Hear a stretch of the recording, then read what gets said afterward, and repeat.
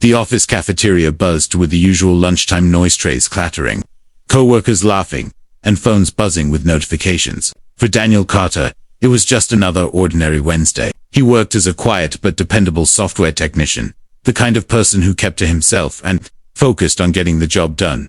Daniel wasn't the type to get involved in office gossip or pranks, but unfortunately, that didn't stop some of his coworkers from making him the target of one. Across the table sat three of his colleagues, Mark, Jason, and Lily, whispering and laughing under their breath. They had been teasing Daniel for weeks about being too serious and never dating. So that day, they decided to set up what they thought would be the perfect joke. "Hey Daniel," Mark called out with a grin. "We think you should meet someone." Daniel looked up from his sandwich. "Someone? Yeah," Lily said, trying to hide a smile. "Her name's Emily. She's really nice. Just a little shy," Jason added. "She's sitting over there by the window."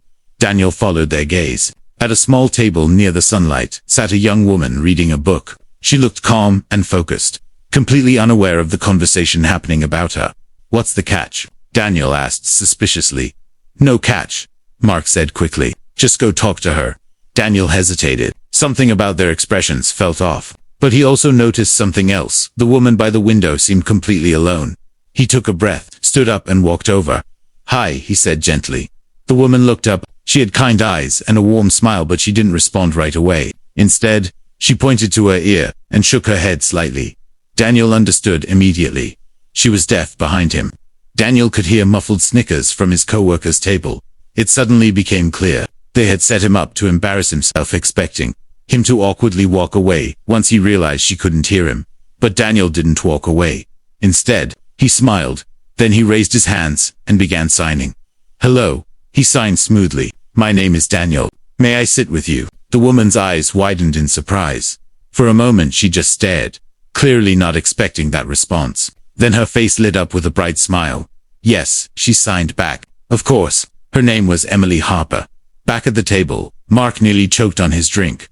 "Wait, what?" Jason muttered. "Is he signing?" Lily asked, shocked. None of them had expected that.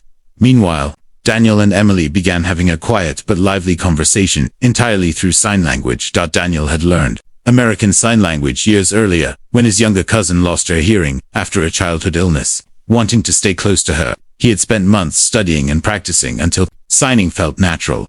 What started as a way to communicate with family had become a skill he rarely used. Till now, Emily seemed fascinated. "It's rare to meet someone who signs so well," she told him through gestures. "Especially someone who isn't deaf."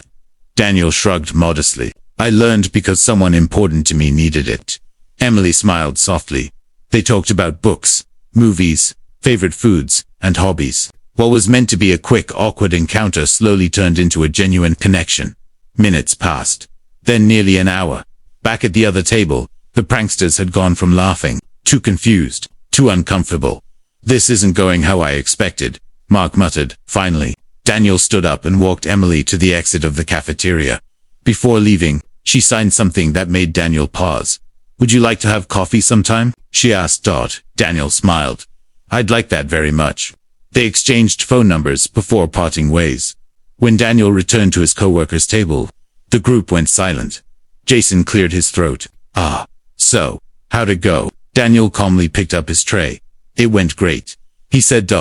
Then he added something that made them shift in their seats. "Next time you try to make someone the punchline of a joke, make sure you understand the situation first." The cafeteria stayed quiet as Daniel walked away. But the story didn't end there.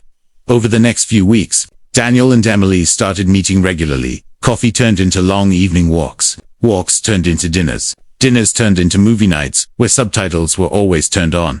Daniel even started learning more advanced sign language to keep up with Emily's quick hands. Emily, on the other hand, began teaching Daniel about the deaf community, its culture, its humor, and the challenges many deaf people face every day. For Emily, the world was often exhausting. People talked around her, ignored her, or assumed she was less capable simply because she couldn't hear. But with Daniel, none of that existed. He looked directly at her when signing. He listened with his eyes. He respected her world instead of trying to fix it. One evening, during a quiet dinner, Emily asked him something she had been wondering since the day they met. "Did you know your coworkers were making a joke when you walked over to my table?" Daniel nodded. "I suspected something." Then why did you still come talk to me? She signed. Daniel thought for a moment. Because you looked like someone worth meeting, he replied. Emily's eyes filled with tears. Months passed, and their relationship grew stronger. Meanwhile, word about what happened in the cafeteria spread around the office. The prank that was meant to embarrass Daniel had turned into something else entirely. A story about kindness, humility, and unexpected connection. Even Mark eventually approached Daniel one afternoon. Hey, about that day, he said awkwardly. We didn't realize. Daniel shrugged. It's fine. But Mark shook his head. No, it really isn't. That was messed up. Then he added something surprising. My sister's deaf too. I should have known better. Daniel looked at him. Then maybe learn sign language, he said. Mark actually did. A few months later, Daniel brought Emily to the company's annual office party. When they walked into the room together, conversations slowly stopped. Not because of gossip, but because everyone recognized the woman who had unknowingly turned a cruel joke into a powerful lesson.